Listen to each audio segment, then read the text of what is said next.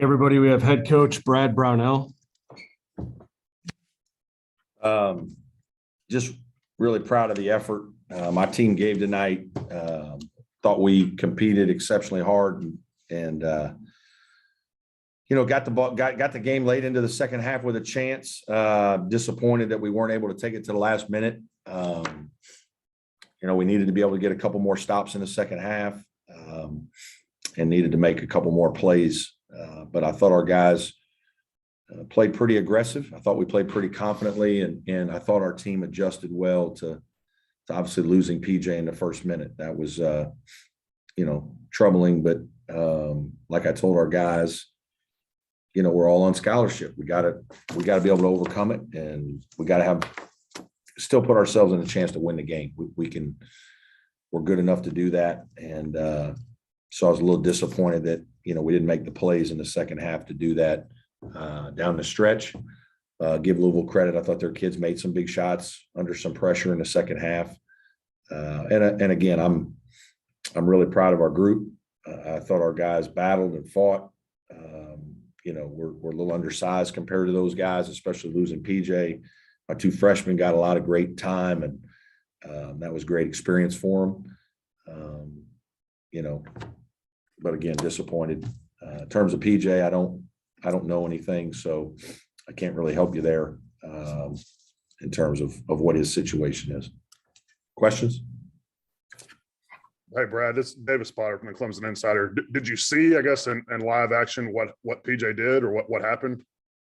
Yeah, he just landed on his foot. I mean, he kind of caught it on an awkward step, a little out of rhythm pass, probably maybe a little ill-advised. And he just didn't quite have his balance. And I think he just, kind of stepped a little awkwardly on that right foot, and he tweaked it or whatnot. So, we took him out, put some ice on it to see what it would feel like. But I told Brad, there's no reason to put him back in the game unless it's, I can't imagine he's going to feel better. So we just decided to shut him down.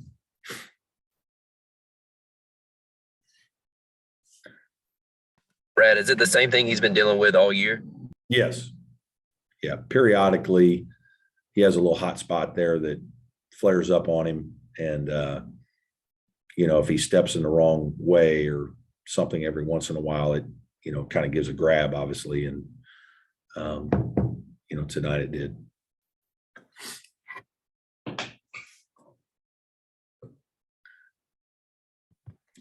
Hey, Brad, it's Alexis from the state newspaper. I mean, obviously you want, everybody to kind of contribute, but is there someone in those moments when you lose a guy like PJ that you look to maybe step up and really kind of take over?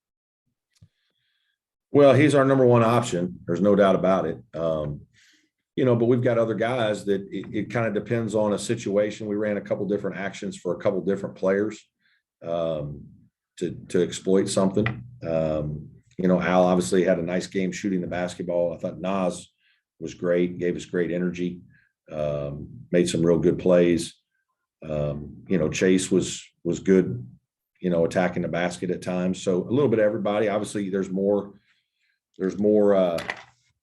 pressure and the ball goes into Ian's hands a lot because we're kind of running an offense where we move our five around and invert our five.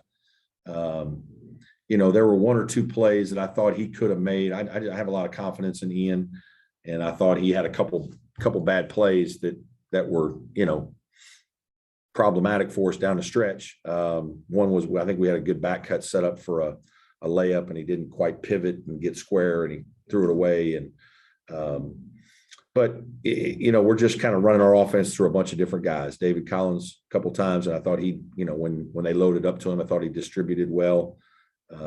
So it's kind of a little bit of everybody.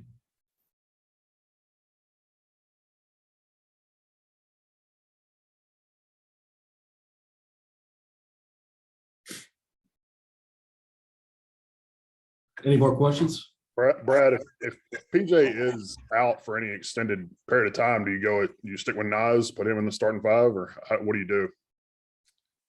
We'll have to look at it just game to game with matchups and whatnot. Is it, do we go, Ian and Nas? Do we go Ben and Nas, Ben and Ian? It may just depend on who we're playing and where we're at a little bit. Obviously, it's hard for us because, it's two front court players, right? Hunter and on PJ. And so now we're getting limited in there now. Like we obviously played David at the 4 spot some today just to play, rest our guys. And we got into some foul trouble there with Ian and Ben. So I think it would go game to game. We just have to wait and see with the matchups. Brad, any updated timeline with Hunter and when he might be back, or is ACC tournament still possible? Like kind of how he's I do. He started doing a few things this week. I'm not ready to. I don't know really a lot about when it is. Is there a possibility he can get there for the last week of the regular season or ACC tournament? I know he's doing everything possible. He's living in the training room. He's doing stuff with Brad every single day, and he started doing some things on the court a little bit this week. This is all, I guess, what is it, 2 weeks away from the last week of the season. That might be optimistic, but if there's a guy that could get to that point, it would probably be him.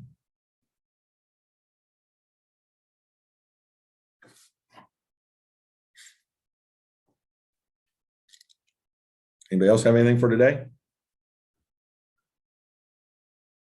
Any more questions for Coach? Thanks, everybody. Thank you. Brad.